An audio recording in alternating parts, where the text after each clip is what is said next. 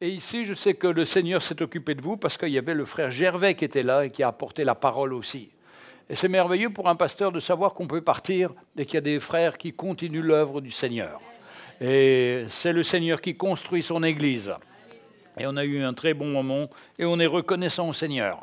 Mais ça fait du bien de retrouver la famille du Seigneur, notre famille à nous. Et je crois que le Seigneur a tissé des liens entre nous de plus en plus proches. Et je crois que de plus en plus, ce que vous avez besoin, ce n'est pas d'une théorie de l'Évangile. C'est d'un évangile pratique et concret qui vient changer notre vie. Moi, j'ai fréquenté les théologiens au début de ma vie chrétienne et j'avais vraiment mal à la tête quand je parlais avec eux parce que c'était tellement compliqué que ça ne changeait pas leur vie. Et vous savez, les théologiens, c'est comme les pharisiens, c'est-à-dire ils ont la doctrine, mais ils n'ont pas la vie. Ils ont la loi et pas la grâce. Et nous, on a besoin de la grâce du Seigneur parce que nous sommes avec plein de défauts, avec plein de manquements. On fait des erreurs, des bêtises.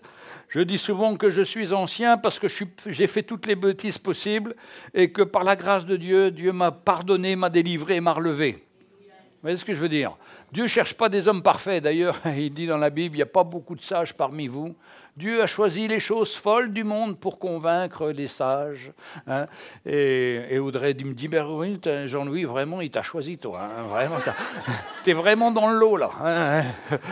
Mais c'est vrai, mes frères et sœurs. Et il faut le reconnaître. Hein. Mais la grâce de Dieu est là dans nos vies. Et il faut la faire vivre dans notre vie. C'est pour ça qu'on passe à côté, on se trompe, mais on s'humilie, on revient au Seigneur. Et le Seigneur oublie tout ce qu'on a fait. C'est extraordinaire, la grâce de Dieu, le pardon du Seigneur. Pour ça qu'il ne faut jamais se décourager quand on a raté, mais il faut toujours revenir au Seigneur, s'humilier, reconnaître qu'on s'est trompé, qu'on est passé à côté. Et là, je dis toujours, on n'est jamais aussi bien que quand on s'est repenti. Parce qu'on ressent à nouveau que tout est possible, on est pardonné. On retrouve cette fraîcheur de l'Évangile dans notre cœur et on repart, même si on va tomber quelques jours après ou quelques heures après, la grâce de Dieu est toujours là. Mais on reprend et on redémarre et on s'attend au Seigneur. Alors ce matin, je voudrais partager un passage parce que, vous savez, nous sommes dans une étape de notre vie où nous voyons, d'abord les parents de Sonia sont partis avec le Seigneur il y a des années, il y a plus de 20 ans. Et puis là, c'est mon papa toujours qui est en train de partir avec le Seigneur et qu'on le voit de plus en plus descendre comme une bougie qui s'éteint. Et ça broie mon cœur parce que j'ai connu mon papa, l'homme fort, il était très capable physiquement, intellectuellement, il avait tous les dons, il était vraiment, j'allais dire, le meilleur. Le meilleur des papas, le plus fort des papas. Enfin, j'aime mon papa et je le vois partir comme ça, mais par la grâce de Dieu, il a reçu le Seigneur il y a quelques mois. Et je lui écrivais dernièrement pour lui dire au revoir parce que j'ai trouvé que c'était bien en tant que fils de pouvoir écrire et reconnaître la grâce de Dieu dans la vie de mon papa qui partait et de le remercier pour tout ce qu'il avait fait pour moi en même temps. Et puis donc je lui écrivais et je lui disais, mais depuis que tu as donné ton cœur au Seigneur, tu as eu la paix dans ton cœur, tu as reconnu cette paix, mais il y a quelque chose qui m'a touché, c'est quand j'étais au Congo, Kinshasa dernièrement, il y a un mois, et que tu me suivais à la télévision, enfin sur Internet, avec une retransmission en direct, tu m'as dit après que tu m'aimais et que tu étais fier de moi. Et je lui dis, mais toi, ça montre, c'est la première fois, à 69 ans, que tu me dis que tu m'aimais. Parce que mon papa était orphelin quand il était petit. Sa maman est morte quand il est né. Son papa était militaire, il est parti à Madagascar à l'époque. Et il est mort d'abord là-bas. Et donc mon papa était orphelin, il n'a jamais eu de parents. Et puis quand il avait 5-7 ans, il ne savait toujours pas parler. Et il vivait comme un sauvage dans une ferme. Et il y a un oncle qui est venu le chercher, qui était professeur de français dans un lycée à Reims, et qui a pris soin de mon père.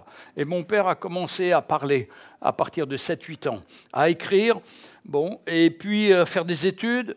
Et puis il était forgeron, son premier métier. D'ailleurs, quand je demande mon état civil, c'est marqué marié d'un père, fils d'un père forgeron et d'une mère sans travail.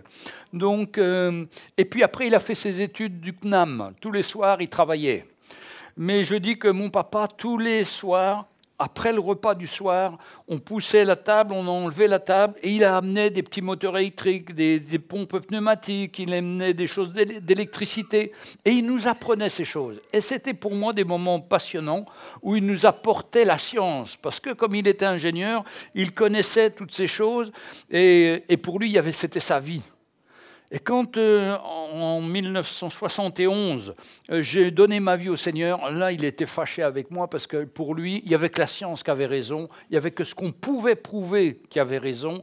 Et donc, il était fâché pendant 49 ans, il m'a combattu, il s'opposait à moi, il se moquait de moi, il disait « Ah, mon fils, il est pasteur, il travaille que le dimanche, lui. » Et c'était pas facile, c'était pas facile.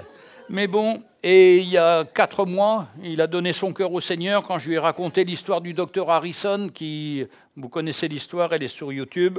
Et là, il s'est reconnu et il m'a dit, moi j'ai besoin de Jésus, j'ai besoin de la grâce du Seigneur. Et on a prié avec lui, il a donné son cœur au Seigneur, il a répété la prière avec moi, et j'ai su qu'il avait donné son cœur au Seigneur. Mais le signe le plus puissant que j'ai ressenti, c'est comme il m'a dit la première fois qu'il m'aimait et qu'il était fier de moi. Et là, je me suis dit, mais le Seigneur a fait quelque chose dans sa vie puissamment, et je dois être reconnaissant. Et puis, ça m'a fait penser que moi aussi, j'étais papa, et que j'avais des enfants. Et un jour, la semaine dernière, je ressors une lettre que j'avais écrite il y a peut-être 15 ans, et je la publie. Et la première qui lit, c'est ma fille. Parce que cette lettre, c'était à ma fille qui vient d'avoir 13 ans. Donc ma fille, elle a, je ne sais pas combien, mais elle a beaucoup plus, elle a au moins 25 ans de plus. Donc, et j'écrivais, ma fille, comment le Seigneur peut te garder, maintenant tu deviens une femme, tu changes, tu n'es plus la même, et tout ça, on a rangé tes affaires de poupée. Elle m'écrit, papa, ce n'était pas mes affaires de poupée, moi. Ce qui m'intéressait, c'était le rugby et Virenque, le champion de vélo. Elle n'aimait pas les trucs de filles, elle aimait les trucs de garçons. Mais pas de problème. Et puis elle me dit, mais tu sais, je m'en rappelle, quand j'avais 14 ans, tu as permis que j'aille dans un camp, et au Zimbabwe, j'ai pris l'avion toute seule, j'étais à Isro, après j'étais à Gatwick, je suis parti au Zimbabwe, à Bulawayo, après j'étais à Harare, après j'étais à l'île Maurice, j'avais que 15 ans. Et je vois qu'à cette époque, ou même aujourd'hui, il y a peu de jeunes qui pourraient faire tout ça. Mais tu m'as fait confiance et j'ai toujours vu la main du Seigneur. Et elle, maintenant, elle a 3 enfants, dont une fille de 12 ans. Elle dit, mais moi, je ne suis pas prêt de lâcher ma fille comme ça. Vraiment, il fallait que tu aies foi. Mais à cette époque, mes frères et sœurs, on découvrait l'évangile de la croix. On était sûr, persuadé que cet évangile, c'était la réponse pour chacun et particulièrement pour nos enfants. Donc, elle nous a écrit, j'ai publié aussi sa lettre, sa réponse. Et puis, du coup, j'ai écrit à notre fils David. Lui aussi, à 18 ans, il m'a dit « Papa, je ne veux plus aller à l'église, je veux mener ma vie. » Et il est parti dans la drogue pendant 4 ans. Et je lui dis, je lui raconte, parce que mon fils, il était au niveau du bac, il passait un bac S, mais 6 mois avant, je le retrouve dans la rue en allant à la poste qui est juste en face, en pleine journée, à 3 heures de l'après-midi. Mais je dis, mais qu'est-ce que tu fais là? Ah ben non, il n'y a pas classe aujourd'hui. Enfin, il me raconte une histoire que je vois que ça ne tient pas debout, quoi. Donc je téléphone à la directrice de l'école, dit « Ah, mais votre fils, on ne le voit plus depuis 3-4 jours. » Mais je dis « Madame, vous ne m'écrivez pas ?»« Ah ben non, il a 18 ans, il est majeur. C'est lui qui signe ses papiers d'absence. » Non, mais alors là, j'ai eu un choc. Et je me dis « Mais c'est pas possible. » Alors, je dis à mon fils « Écoute, moi, je veux bien que tu arrêtes l'école. C'est toi qui as choisi. Mais écoute-moi, je ne veux pas que tu vives dans le mensonge. Je veux que tu vives dans la lumière. Tu arrêtes ton travail de l'école, il n'y a pas de problème, c'est ton choix. Mais maintenant, on va trouver un travail. » Et comme ça, il a rencontré un journaliste qui faisait du codage informatique, et il a appris le codage informatique. Et puis ensuite, il est parti 4 ans dans la drogue. Et vous savez, moi et ma femme, on l'attendait tous les soirs, voir comment il arrivait. Et puis quand il arrivait, on allait se coucher. Et puis un jour, je vois plein de choses dans la cave, des chaînes hi-fi, des vélos et tout ça. Mais je dis, mais c'est quoi ça? Non, non, c'est des copains qui m'ont laissé ça. Mais je savais très bien que ce n'étaient pas les copains. Ils avaient volé ça pour après trafiquer et vendre et trafiquer la drogue. Et moi, en tant que pasteur, j'étais fini et je me dis, mais si je dis ça à l'église, que mon fils est un drogué, tout ça, la Bible dit qu'un pasteur doit bien tenir ses enfants. Mais pour finir, on a dit à l'église, et l'église a prié pour nous, et l'église était avec nous. Hein. Et puis quelques temps après, enfin 4 ans après avoir tendu pendant 4 ans, parce que le Seigneur m'avait dit, si tu le mets dehors, c'est plus facile de mettre nos enfants dehors, mais tu vas perdre ton fils pour toujours. Garde ton fils, supporte ton fils. Moi et ma femme, hein, ma chérie. C'était difficile pour nous, mais ça nous a unis, on a prié. Et vous savez ce que le Seigneur a fait? D'abord en moi et en Sonia, il a enlevé toute la loi. Parce que quand on est pasteur, on est aussi très... il ne faut pas faire ci, il ne faut pas faire ça. Mais non, mais ce n'est pas ça qui change notre vie. Ce n'est pas des lois. On impose des lois comme les pharisiens. Mais il faut faire ressentir aux enfants qu'on les aime et qu'on veut le meilleur pour eux. Et qu'est-ce qu'ils sont en train de faire? Ils peuvent le faire, mais ce n'est pas pour eux. Ça ne leur rapportera rien. Et il est parti comme ça pendant 4 ans dans la drogue. Et puis au bout de 4 ans... Alors, ça c'est ma version. Et je lui ai écrit à mon fils cette semaine en lui disant, David, écris-moi ton témoignage. Ah ben là, j'en ai découvert, hein, mais... Et heureusement qu'il n'a pas tout écrit d'ailleurs, mais il en a écrit déjà suffisamment pour me montrer dans quel milieu il était, de bagarre, de violence, de drogue et tout ça. Et qui disait, quand j'ai quitté le Seigneur, en réalité, j'ai quitté l'Église, mais je n'ai pas quitté le Seigneur. Parce qu'on priait souvent le Seigneur pour qu'il nous délivre de situations les plus impossibles. Et il n'avait pas quitté le Seigneur. Et il voyait que le monde était de plus en plus fou et ne répondait pas à sa soif. Et il était découragé. Et il me disait, je vais chez mes copains, il y a une ambiance, les parents sont divorcés, ils se disputent et tout. Je viens à la maison, il y a la paix, il y a la joie. Et pourtant, je vous fais plein de choses mauvaises. Mais le Seigneur continuait son œuvre. Et puis quand ma femme a proposé à David de pouvoir aller dans un camp chrétien au Zimbabwe, en 1998, il a accepté. Et là, il raconte que, moi je crois que c'était 4 jours après, mais 10 jours après seulement, il s'est approché et il a donné sa vie au Seigneur. Et ça fait maintenant 20 ans qu'il sert le Seigneur. Et il est marié, il a un enfant, vous l'avez vu, il était venu dernièrement. Mais je me dis vraiment, le Seigneur fait des miracles. Et quand j'ai lu cette lettre-là à Jean-Samuel n'est pas au Seigneur pour l'instant. Enfin, il n'est pas dans l'Église aujourd'hui, mais je crois qu'il est toujours au Seigneur parce qu'il me le dit. Et quand il a lu la lettre de ses frères et sœurs, il était touché aussi dans son cœur. Ben, je lui ai dit, Jean-Sam, cette semaine, je vais t'écrire une lettre aussi. Et pour moi, c'est l'occasion de manifester l'amour à mes enfants et qu'ils puissent ressentir que leur papa n'est pas parfait, il a fait beaucoup de bêtises. Et ce matin, je lis dans la Bible, dans Malachie, au chapitre 4 et au verset 4, de 4 à 6, et c'est sur là-dessus que je voudrais prêcher, parce que je crois que c'est un appel pour chacun d'entre nous, pour nous les papas en premier, pour nos enfants, pour notre famille, que notre cœur puisse briller pour le Seigneur. Alors, Malachie, c'est le dernier livre de l'Ancien Testament. Allez, on y est, chapitre 4, verset 4. « Souvenez-vous de la loi de Moïse, mon serviteur, auquel j'ai prescrit en Horeb pour tout Israël des préceptes et des ordonnances. Voici, je vous enverrai Élie le prophète, avant que le jour de l'Éternel arrive, ce jour grand et redoutable. » Écoutez ça, verset 6. « Il ramènera le cœur des pères à leurs enfants, et le cœur des enfants à leurs pères, de peur que je ne vienne frapper le pays pour interdit. » Quand dans les synagogues, ils lisent ce passage-là, écoutez-moi, quand ils lisent ce passage-là, ils ont mis le verset 5 à la place du verset 6 et le verset 6 à la place du verset 5 pour ne pas terminer de peur que je ne vienne frapper le pays d'interdit. Ils ne voulaient pas garder cette condamnation-là. Alors ils ont inversé les versets. Bon. Et là, Malachie va dire, souviens-toi de Moïse, hein, mon serviteur auquel j'ai prescrit à Horeb pour tout Israël. Moïse, c'est le premier prophète. Hein, et voici, je vous enverrai Élie. Élie, c'est le dernier prophète, dans les prophètes de l'Ancien Testament. Hein, afin que le jour de l'Éternel arrive, ce jour grand et redoutable. Il ramènera le cœur des pères à leurs enfants. C'est-à-dire, dans pour le peuple d'Israël, ça veut dire que les enfants, on voudrait qu'ils aient le cœur de leur père spirituel, qui était Abraham, Moïse, Jacob, tous ces gens qui servaient le Seigneur avec leur cœur, avec leur vie, avec leurs tripes, et ils voudraient que ces enfants reviennent alors. Pourquoi? Parce que Dieu, on sait très bien que quand Jésus est venu, les pharisiens, les sadducéens n'ont pas voulu reconnaître le Seigneur parce qu'ils voulaient un roi triomphateur. Ils voulaient montrer qu'en Israël, c'était les plus forts, les plus intelligents, les plus... Et il y a beaucoup d'orgueil dans tout ça. Mais Dieu veut ramener nos cœurs au cœur de ces hommes de Dieu qui ont donné leur vie, comme Abraham, comme Moïse, comme tous ces prophètes, comme Élie. Et quand je lis ça, je dis, mais moi aussi, le Seigneur, et nous aussi, mes frères et sœurs, le Seigneur veut ramener nos cœurs auprès de nos enfants. Et ça commence par le Père. Et c'est là le rôle du Père, parce qu'aujourd'hui, on veut faire des enfants sans père. Hein, vous connaissez la PMA et tout ce qui va derrière. Hein, on voudrait fabriquer qu'une femme seule même puisse avoir un enfant.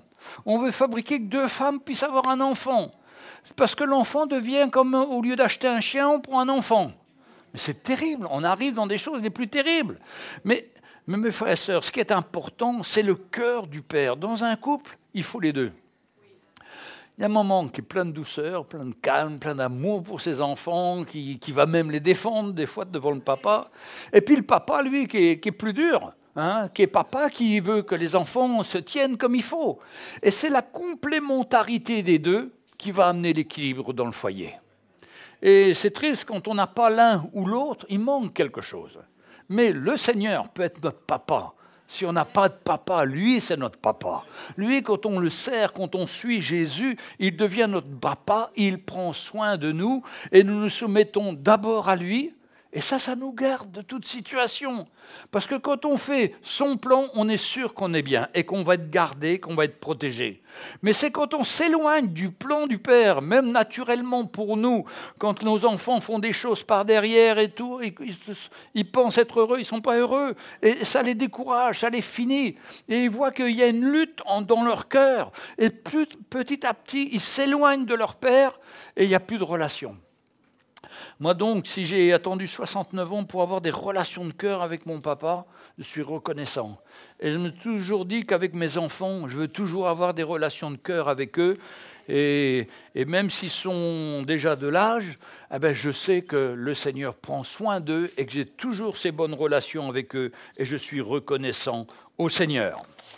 Alors, je voudrais continuer ce même passage qu'on retrouve dans l'Évangile de Luc au chapitre 1, où on va lire à partir du verset 5, pour arriver au verset 17, qui nous dit « Élie pour ramener les cœurs des pères vers leurs enfants », le même verset. Alors, on est Évangile de Luc, chapitre 1, verset 5. Du temps d'Hérode, roi de Judée, il y avait un sacrificateur nommé Zacharie de la classe d'Abia. Sa femme était d'entre les filles d'Aaron et elle s'appelait Élisabeth. Tous deux étaient justes devant Dieu, observant d'une manière irréprochable tous les commandements et toutes les ordonnances du Seigneur. Ils n'avaient point d'enfants parce que Élisabeth était stérile et ils étaient l'un et l'autre avancés en âge. Ça nous rappelle l'histoire d'Abraham avec sa femme. Or, pendant qu'il s'acquittait de ses fonctions devant Dieu, selon le tour de sa classe, pas de sa classe d'école, mais son tour où il devait être sacrificateur, il fut appelé par le sort, d'après la règle du sacerdoce, à entrer dans le temple du Seigneur pour offrir le parfum. Toute la multitude du peuple était dehors en prière à l'heure du parfum. Il était le seul à pouvoir rentrer. Il était le souverain sacrificateur. Alors un ange du Seigneur apparut à Zacharie et se tint debout à droite de l'autel des parfums. Zacharie fut troublé en le voyant. Pourquoi il est troublé? Parce que personne n'a le droit de venir. Il n'y a que lui. Et vous savez, il est relié à une corde, et s'il meurt, on tire la corde pour le faire sortir. Personne n'a le droit de rentrer dans le lieu très saint, où il y a la présence de Dieu. Et quand il voit une ombre arriver, il a peur, il dit, mais il y en a un qui est rentré. Zacharie fut troublé en voyant, et la frayeur s'empara de lui. Mais l'ange lui dit, ne crains point Zacharie, car ta prière a été exaucée. Là, c'est encore une prière qu'avait fait Zacharie pour que sa femme ait un enfant.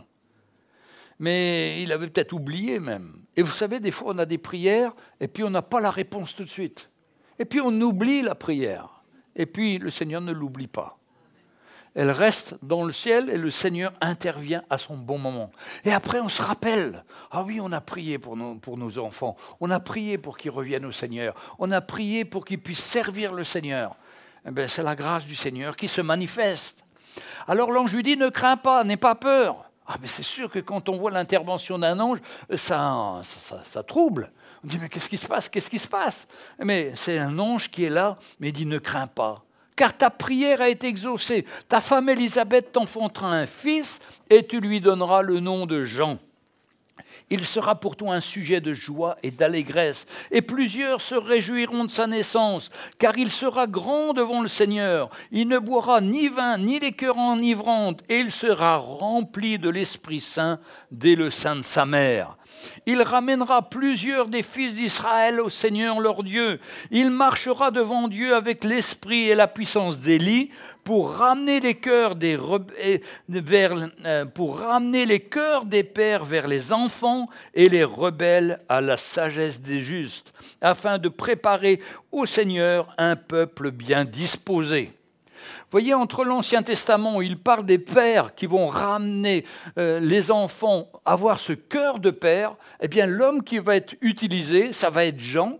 Et là, son père, Zacharie, eh bien, il avait oublié sa prière, mais il était sacrificateur. Mais c'était le temps de Dieu à ce moment-là, pour que sa femme soit enceinte et pour qu'elle ait cet enfant. Et cet enfant va avoir un message extraordinaire pour préparer le peuple d'Israël à reconnaître le Seigneur. Merveilleux. Pour ça que c'était Jean-Baptiste. Il prêchait au bord des ruisseaux. Il disait, race de vipères, venez, repentez-vous. Et il les menaçait. Il venait, il se faisait baptiser. C'est extraordinaire l'appel du Seigneur. L'appel du Seigneur, ça se fera toujours dans notre vie. Quand on accepte son plan et quand on veut marcher avec lui, eh bien, il va accomplir son plan parfaitement. Et il va nous utiliser. Et nous, papa, on doit avoir ce cœur humble devant ses enfants.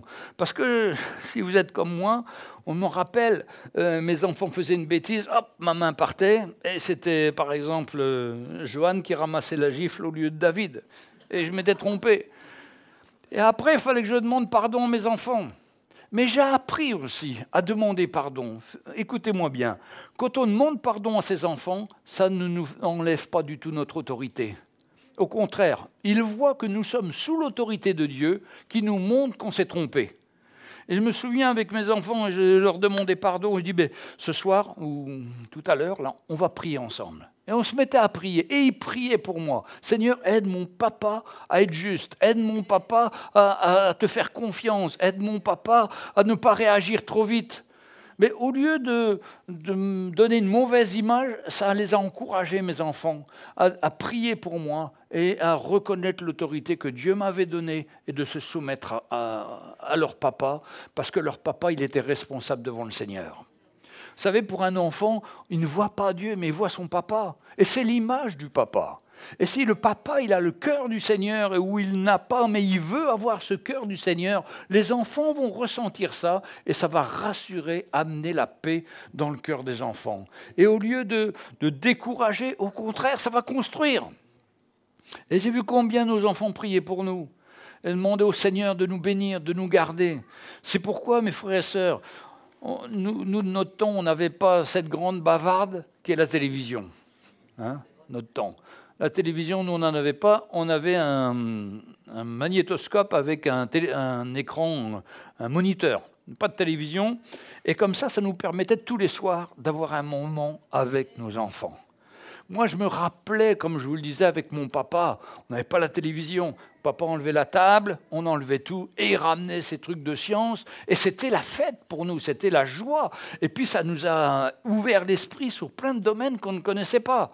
Et puis, maintenant, quand on est au Seigneur, c'est pareil. Nous devons nettoyer la table, préparer, sortir la parole de Dieu, partager ensemble, exposer nos cœurs, exposer ce qu'on a raté aujourd'hui, que le papa s'humilie avec maman parce qu'il a été aussi maladroit avec maman, même devant les enfants, ce n'est pas un problème. Et les enfants vont continuer à prier pour nous. Vous savez, ce qu'on fait trop souvent, c'est que le papa se dispute avec maman parce que maman est trop dure ou elle est trop cool avec les enfants quand ils font des bêtises. Et j'ai dit à ma femme, il ne faut pas qu'on discute devant les enfants. Allons dans la chambre, parlons tous les deux, mettons-nous d'accord. Et une fois qu'on est d'accord, eh bien voilà, on a une position commune vis-à-vis de nos enfants. Parce que l'ennemi, lui, vient pour diviser. Et quand il divise les parents, ben les enfants, ils veulent pas croire, ils savent que la maman est plus facile ou le papa est plus facile. Alors, ils vont faire leur numéro et puis ils vont arriver à les convaincre.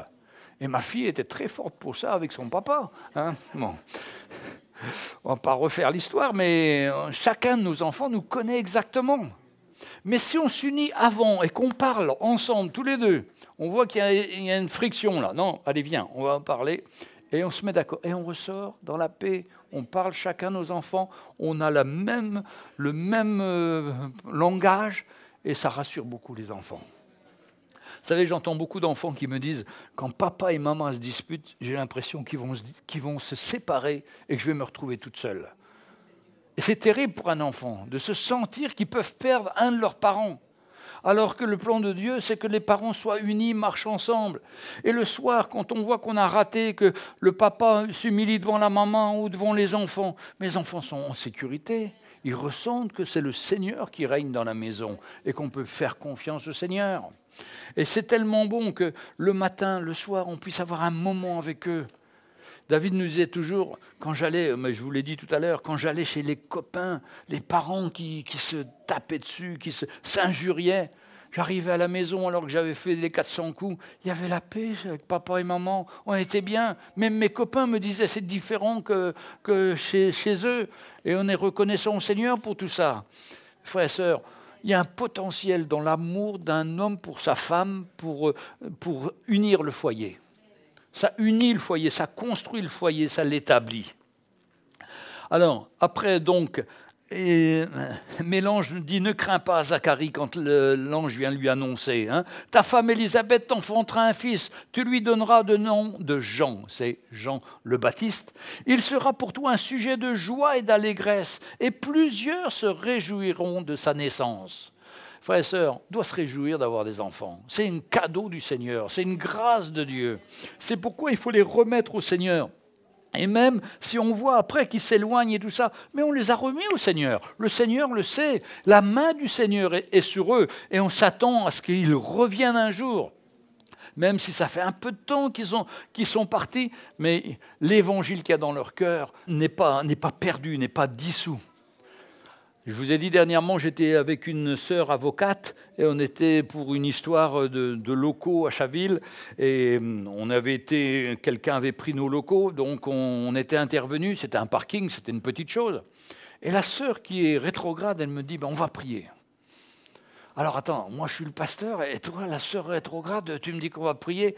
Mais Seigneur, t'es tout rond, hein. Je te fais confiance et je m'attends à toi. J'accepte, au contraire, je suis reconnaissant. Mais quand on parlerait entre nous, on dirait, ben non, elle est loin. Non, non, elle n'est pas loin du Seigneur. Le Seigneur est toujours dans son cœur et la travaille toujours. Hein. Et David nous explique que pendant 4 ans, il n'avait pas abandonné le Seigneur lui parlait. Et un jour, ils ont été attaqués par des concurrents dans le trafic de drogue. Ils étaient 5, ils étaient armés, et eux, ils n'avaient rien, ils n'étaient que 2. Et là, tous les deux, ils ont prié le Seigneur. Et il m'a dit, la meilleure prédication que j'ai entendue, c'était mon copain, qui n'était athée, qui se disait athée. Il me dit, mais si le Seigneur nous sort de là, moi, je veux donner ma vie au Seigneur. Et ça a fini, mon fils David, parce qu'il dit, c'est la prédication la plus courte que j'ai entendue, mais j'ai vu le Seigneur agir, et il nous a libérés, on a pu partir en courant, et ils ne nous ont pas rattrapés. La grâce du Seigneur, hein, le miracle du Seigneur. C'est vrai que des fois, heureusement qu'on n'est pas au courant de tout ce qui se passe, mes frères et sœurs.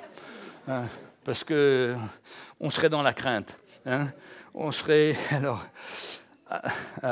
Alors, donc je continue. Il marchera devant Dieu avec l'esprit et la puissance d'Élie pour ramener le cœur des pères vers les enfants et les rebelles à la sagesse des justes afin de préparer au Seigneur un peuple bien disposé. Alors Zacharie dit à l'ange, mais à quoi reconnaîtrais-je cela ? car je suis vieux et ma femme est avancée en âge. » L'ange lui répondit, « Je suis Gabriel, je me tiens devant Dieu. J'ai été envoyé pour te parler et pour t'annoncer cette bonne nouvelle. Et voici, tu seras muet et tu ne pourras plus parler jusqu'au jour où ces choses arriveront, parce que tu n'as pas cru à mes paroles qui s'accompliront en leur temps. » Et frères et sœurs, ça devrait nous arriver plus souvent, ça. Parce que quand on laisse aller nos raisonnements, mais c'est pas possible, mais non, ça n'arrivera pas, et on se met à poser des questions, à interroger, comme si c'était pas vrai. Alors que nous devons dire, oui Seigneur, je crois, et je verrai. Et comme l'ange a vu que Zacharie ne croyait pas du tout à ce qu'il disait, hop, il a dit, allez, hop, on met un scotch, il est muet, comme ça il ne pourra pas dire de bêtises, il ne pourra pas confesser des choses négatives. Parce que vous voyez que la Bible nous dit que la foi vient de ce qu'on entend. Mais quand vous sortez des choses négatives, vous entendez ça aussi. Et ça vous détruit de plus en plus la foi. Alors que si nous attenons à la parole du Seigneur, on arrête de sortir des choses négatives, on va voir la main du Seigneur parce qu'il est fidèle.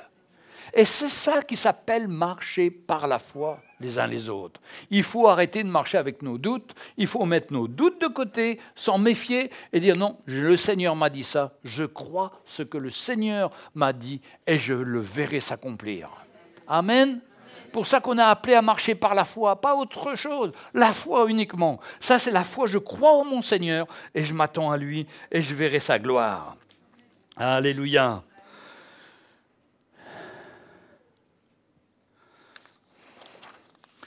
Je me rappelle les discussions aussi entre les générations, entre le grand-père, le père, chacun avait ses idées.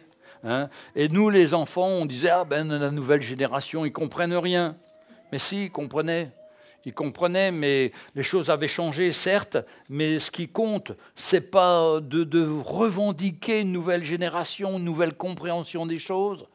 L'évangile n'a pas changé, l'évangile est toujours le même. Et souvent, quand on presse l'évangile et qu'on ne parle pas de la chasse aux démons, de la prospérité, les gens disent « Mais vous prêchez un vieil évangile ». Mais non, il n'y a pas de vieux et de nouveau évangile. L'évangile est toujours le même. Par contre, on s'aperçoit que des gens ont voulu évoluer. Ont voulu, par exemple, la cure d'âme, c'est venu par les psychologues et la psychanalyse. Mais non, mais tout ça, ça n'a rien à voir avec la parole de Dieu. Maintenant, la délivrance est faite pour les gens qui ne connaissent pas le Seigneur, quand ils sont dans le monde. Hein, je ne sais pas si c'était ici que j'ai parlé de ça, mais il y a un frère qui s'appelle Cospiel qui a fait une petite vidéo où il explique que les gars comme Beyoncé, enfin les femmes comme Beyoncé, comme Maître Jim, tous ces gars-là, ils racontent qu'ils sont possédés par des mauvais esprits pour créer leurs chansons. Et qu'ils chantent, mais ce n'est pas eux. Parce qu'eux, naturellement, sont timides. Mais à force d'avoir fait un pacte avec l'ennemi, parce qu'ils ne sont pas chrétiens du tout, ils ont fait un pacte avec l'ennemi pour devenir riches. C'est ce qu'ils expliquent. Et quand ils se mettent à danser, à chanter, il y a comme l'ennemi qui le saisit, ils disent même le nom des personnes qui le possèdent, et ils font des choses insensées. Et ça plaît à tout le monde, mais ça se transmet des mauvais esprits. Parce que ce sont des gens qui ne connaissent pas le Seigneur. Et quand vous avez des jeunes aujourd'hui qui sortent des festivals de rock, et qui ont fumé, qui ont fait plein de choses les plus terribles, quand ils arrivent dans l'église, on a besoin de prier pour eux, pour que le Seigneur les délivre. Et le Seigneur est puissant pour les délivrer. Et là, c'est la vraie délivrance. Et ça a toujours été comme ça depuis le temps de Jésus. Mais maintenant, quand c'est des chrétiens qui viennent et puis qui disent « ça ne va pas aujourd'hui, il faut que tu pries pour moi parce que je sens qu'il y a quelque chose en moi. » Mais non, il n'y a rien en toi. C'est ta chair. C'est ta chair qui te travaille. Et toi, tu donnes l'importance à l'ennemi. Donne l'importance à Jésus et tu verras la gloire de Jésus se manifester. C'est pourquoi, mes frères et sœurs, nous n'avons pas à craindre. La Bible nous dit que celui qui est en nous est plus fort que celui qui est dans le monde. Ne buvons pas ce faux évangile qui détruit les chrétiens, qui les fait tourner en rond. Ils chassent les démons toutes les semaines à la même personne. Non, nous sommes appelés à être libres, à marcher avec le Seigneur, à reconnaître quand ça ne va pas, c'est notre chair. C'est notre chair qui nous dit, après avoir bu un verre de vin, bois un deuxième, un troisième, un quatrième. Mais c'est ça, c'est la chair, ça. Et c'est plus fort que nous. C'est pour ça qu'il ne faut pas toucher à ces choses. Il faut regarder au Seigneur. Alors, je reviens à notre fameux Zacharie, à ce fameux papa, qui a été muet. Hein. Et ça a été extraordinaire pour lui. Hein. Tu seras muet, tu ne pourras parler jusqu'au jour où ces choses arriveront parce que tu n'as pas cru à mes paroles qui s'accompliront en leur temps. Et tout le monde attendait. Le peuple attendait Zacharie. C'est étonnant qu'il ne restait si longtemps dans le temple. Quand il sortit, il ne put plus parler et ils comprirent qu'il avait une vision dans le temple. Et il lui faisait des signes et restait muet. Lorsque ses jours de service furent écoulés, il s'en alla chez lui. Quelque temps après, Élisabeth, sa femme, devint enceinte. Elle se cacha pendant 5 mois, disant « C'est la grâce que le Seigneur m'a faite quand il a jeté les yeux sur moi pour ôter mon opprobre parmi les hommes. » Elle n'osait pas le dire. Au 6e mois, l'ange Gabriel vient la voir et lui annonce « Ne crains pas, hein, dans une ville de Galilée appelée Nazareth. » Enfin, on pouvait continuer, hein. Mais à la fin, quand il sort, le bébé est né et il présente le bébé. Alors, comment tu l'appelles? Alors, là, c'est là qu'il retrouve la parole parce qu'il dit Jean. Ah, les frères et sœurs, si entre le moment de la bénédiction et le moment que le Seigneur nous parle, on pouvait être muet, on gagnerait beaucoup de temps. On gagnerait beaucoup de temps à ne pas dormir la nuit, à travailler avec ça. Non, le Seigneur a dit, nous croyons que le Seigneur va faire, et le Seigneur fait. La grâce de Dieu, mes frères et sœurs. Et c'est comme ça que nous sommes appelés, parce qu'il y a la paix, il y a la joie du Seigneur. On sait que c'est le Seigneur, et c'est le Seigneur qui nous conduit et nous dirige par sa grâce. Alléluia. La parole de Dieu est vraie. Hein? Appuyons-nous sur le Seigneur de plus en plus, faisons-lui confiance. Et nous, papa, humilions-nous avec nos enfants. Il n'y a pas de justice en nous. La chair est tellement rapide que pouf, ma main part et trop tard. Ou on dit quelque chose à notre fils, à la blesse. Non, on n'est pas appelé à blesser. On est appelé à encourager, à l'aimer, à la soutenir, à écouter son cœur. Et puis quand elle nous dit papa, tu as vraiment été trop dur avec moi, tu as fait ci, tu as fait ça. Pardon ma fille, je m'humilie. Je m'abaisse, je dis, pardonne-moi, le Seigneur va me relever, prie avec moi. Et nos enfants prient avec nous et on voit la main du Seigneur et on ne peut que reconnaître la grâce de Dieu dans notre vie. Pour ça que nous, les parents, on a une grande part. Surtout le papa. Bon, la maman aussi, hein. Il y a son tour aussi. Mais ça commence déjà par les papas. Pourquoi? Parce que nous, on est plus charnels encore que les mamans, sûrement. On a une réaction au quart de tour. Il faut apprendre à se calmer. Il faut apprendre à pardonner à notre femme ou nous pardonner ensemble, à lui demander pardon. J'ai déjà raconté une fois à ma femme, ça l'énervait que je lui demande pardon un soir. Et puis, une petite histoire. De toute façon, on se dispute toujours pour des petites histoires, des trucs vraiment nuls, quoi. Hein, et puis, ma femme, elle n'était pas contente après moi parce que je lui demandais pardon. Ouais, tu vois, c'est trop facile pour demander pardon. Et puis, on s'endort, et puis au milieu de la nuit, elle est réveillée, là, elle sent quelque chose dans son cœur, ça va pas. Elle me réveille et dit, tu vois, j'ai lu dans la Bible qu'il ne fallait pas s'endormir sous sa colère. Et vraiment, je veux te demander pardon. Et ma femme m'a pardonné, et après, elle a bien dormi. Hein. Et des fois, on ne dort pas bien parce qu'on en veut. Mais si on règle nos situations, le Seigneur enlève tout ça. Quelle grâce, mes frères et sœurs, ce Dieu qui pardonne, qui ne tient pas compte de nos erreurs, qui nous rend libres. Quelle grâce qu'on a de le connaître. Mes frères et sœurs, que vous passiez une bonne semaine, cette semaine, où vous puissiez relâcher face à toutes les situations.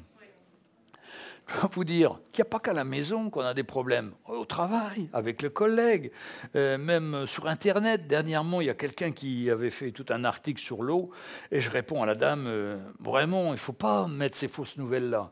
Et ça, c'est pour les païens, c'est les gens du monde, parce que nous, les païens, ils vont mourir de crainte. Et elle me répond, je suis une chrétienne. Mais en réalité, ce n'est pas elle qui avait dit ça. Elle avait transmis un message audio d'une soi-disant infirmière qui était à l'hôpital Bichat et qui disait qu'il ne fallait plus boire de l'eau. J'ai dû m'humilier devant elle et lui envoyer un petit message d'excuse parce que j'avais pris pour celle qui avait lancé le message. Mais on a beaucoup d'occasions de nous humilier. Mais il faut qu'on le fasse. Ça amène la paix dans notre cœur.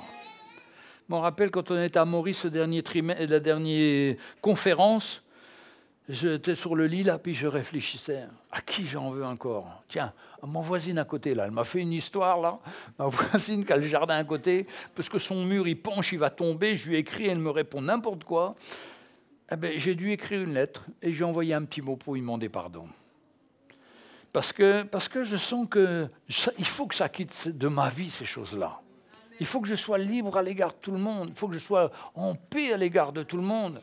Et si je tolère les moindres trucs, ben je vais en attraper d'autres, encore plus graves. Vous savez, vous commencez par un petit péché, puis après ça devient « oh non, c'est pas grave », et puis après ça devient de plus en plus grand. Et ça prend votre vie. Non, il faut que notre vie soit claire à tous les niveaux. Et je me rappelle quand on nettoie les carreaux, nettoyer les carreaux la nuit, c'est très facile. J'avais dit à ma femme, mais c'est facile ça. Allez, je passe le carreau, voilà, et vite fait. Mais quand le soleil vient, ben, je voyais par où j'étais passé, et surtout là où je n'étais pas passé. Et les carreaux, c'était une catastrophe. Mais c'est pareil avec le Seigneur, c'est comme notre vie. Lui, c'est le soleil qui vient éclairer notre vie. Et quand on regarde à lui, petit à petit, ben, on voit plein de choses qui restent dans notre vie. Mais il faut nettoyer tout ça. Il faut demander pardon au Seigneur pour ces petites choses. Et de dire, Seigneur, j'ai le cœur en paix parce que j'en veux à personne, je m'attends à toi. Et s'il y a encore quelqu'un à qui je n'ai pas pensé, que tu veux me montrer, mais montre-moi. Et puis je règle ma situation. Et comme ça, j'ai la paix dans mon cœur. Je suis libre. Alors, la dame n'a peut-être pas réagi, mais c'est son problème maintenant. C'est plus le mien. Moi, je suis libre. J'ai fait ma part. Et puis peut-être qu'un jour, ça va la travailler tellement qu'elle va m'écrire. On ne sait jamais. On s'attend à la grâce du Seigneur. Amen. On va se lever et on va demander au Seigneur de nous rendre de plus en plus libres, les frères et sœurs.